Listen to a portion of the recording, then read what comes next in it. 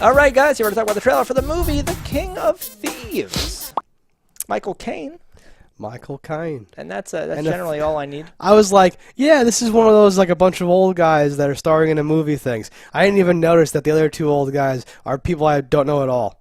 It's just Michael Caine. Well, you got skinnier version of Matlock on the left, and you got, I can't think of what that actor's in or name, but he looks like a version of that guy. So two poor man's whatevers. Sure. So what's catching my eye here, besides Michael Caine, is from the producers of Baby Driver. All right. I loved Baby Driver. I don't know if producing Baby Driver has much of an effect on making it, like a new movie, but Baby Driver was cool as heck. Producers actually mean nothing to me more and more as time goes on. I feel like I used to put a lot of stock in that, and now I'm just like, nope. I'm like, you gave somebody money potentially, and you gave somebody else money to make this. It might mean nothing, or sometimes it might mean this person picks things that are cool. Yes. Right? So if we watch this and it's nothing like Baby Driver, even like in spirit or tone or or anything, I'll be like, okay, well, this is just a random producer and there was some successful movie and they did the usual thing where they just attach it. But they put that on there for a reason. I have like an association with that. Well, just because they go, oh, Baby Driver's good, let me see this thing.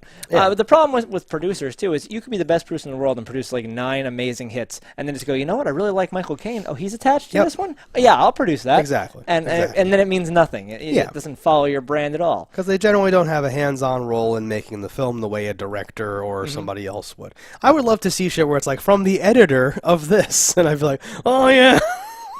Well, I'm sure if you got a B enough movie that had no claims to fame, you would see things like that. Or from the director of photography of this, and I'd be like, hell yeah, let's check this out. Let's find ourselves down the Michael Caine. Let's check it out, these old jewel thieves. It's another in a long line of we're past our prime doing a thing kind of Space movies. Cowboys. Well, there's even been like 3 robber-style movies done with this exact style of cast, but they didn't have Daredevil in them. Exactly. I'm glad Daredevil's got something else happening. This was probably filmed in between the other seasons of Daredevil. I would wager this might have even been filmed before Daredevil because he's not called out at all. And you'd think that his name would mean something nowadays. Well, they could change the marketing in the meantime. They certainly could, and they didn't, which is very strange. I think to your point, as they showed all the names, you're like, oh no, these are people. We just don't know these people or something like that. Yeah, famous British actors. British actors. The worst actors of all time. No, so it's possible they just overshadow Charlie Cox and it's not a thing or whatever. And, I don't see why you wouldn't call him out also, though. Yeah. They might think that they have a good movie on their hands, and they don't have to stoop to the flavor of the month. And it might be fine. These thespians. It did nothing about this offended me. Where I was like, I wouldn't watch that. I think it's something I could see myself watching. I don't think I would ever go out of the way for it. Nor do I think it looks amazing. No, it seems like boring. It's not the kind of style. Like, if I want to see a heist movie, I need it to be. Well, what was that one? Lucky Louie or Lucky. Louis Lucky? I don't think Louis is the word. Logan. It's Logan Lucky, Like, just insane. Like, prosthetic arms and, like, what's his name with bleach? That's my level of the bleach blonde hair and just cars fake arms. Being driven into stuff. And just Daniel Craig. Super dumb. Just over the top. And, like, they just set the charges. Oh, I'm deaf now because I'll still charges or whatever. Just like Ocean's 11. Like, way over the top. This fits a different niche for me. Like, I like the, well, I can't do it physically, but my mind is sharp as a steel trap. And I thought, too, like, those kind of things are up my alley. I do enjoy them. But, it's based on a true story also, which also makes me not care at all. Fuck. No, I know. It looks good enough. Like, it is filmed nicely, has people that I actually am interested in, but I don't know. It seems fine.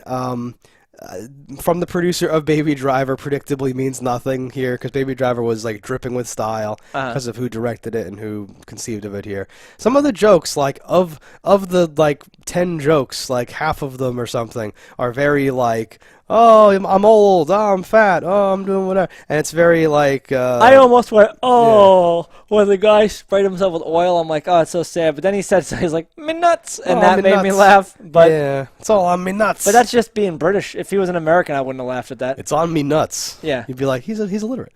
No, I know, and like, there's nothing charming to me about because there's one that just came out too. It's not Jack Lemmon. It's not the old Alan Alda, right? And somebody Alan Alda, else. Morgan Freeman, Yeah. and So there's like, as you were pointing out, there's a bunch of these movies. There's no charm to me whatsoever in a bunch of old guys getting together to do a thing or something. Like, no offense to old guys, but I'm just not.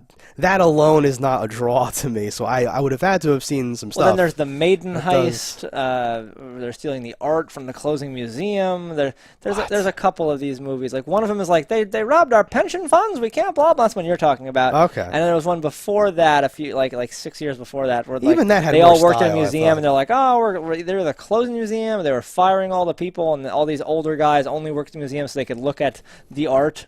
And like one of them likes a statue, one of them likes a painting, and one of them likes some other bullshit, and they steal those things. They each steal the one thing that they want. Ugh. Yeah, and replace them with duplicates to be transferred to like the Vatican or something. Oh, even that's got a different hook. And William H. Macy, I think, is the third guy in that one. Let's watch that instead of this. I would rather watch that. Yeah.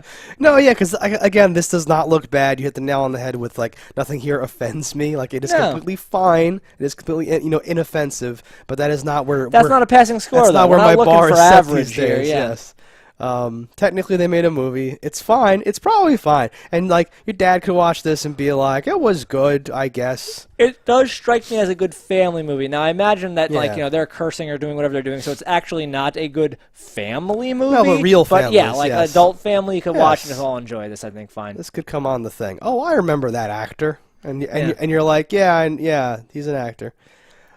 But that's kind of all I have to say. So are we thumbsing this down? Oh no, I'm gonna thumbs it down. Yeah. Let's thumbs it down. All right, guys, that's what we thought about this. Let us know in the comments what you thought about it. Don't die in a fire, and we'll see you next time. Hello, internets. I just love watching JustDaggers. If you've enjoyed this video as much as I have, click that subscribe button.